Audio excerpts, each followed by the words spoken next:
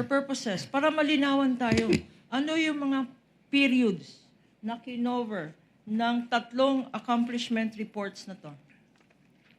Yung first accomplishment report po, ang nakalagay po na period covered ay February 6 to March 29, 2023. Yung second accomplishment report po, ang nakalagay na period ay April 25 to June 30, 2023. At yung pangatlo po, July 14 to September 30, 2023. So, tatlong quarters ng Office of the Vice President. Tama. Yes, ma'am. Meron dito, common to all of these exhibits flash on the screen is the phrase approved by. And there is a signature. There is a signature there. Whose signature is this?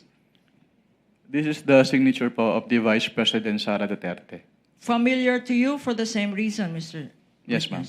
And ano ang ibig sabihin ng nakalagay dyan, approved by, at pinirmahan ng Vice President sa tatlong dokumentong ito? Ang ibig sabihin po nito ay inapprove niya kung ano man po yung contents ng kanilang quarterly accomplishment reports. Na-approve ng Vice President mismo. Yes, ma'am.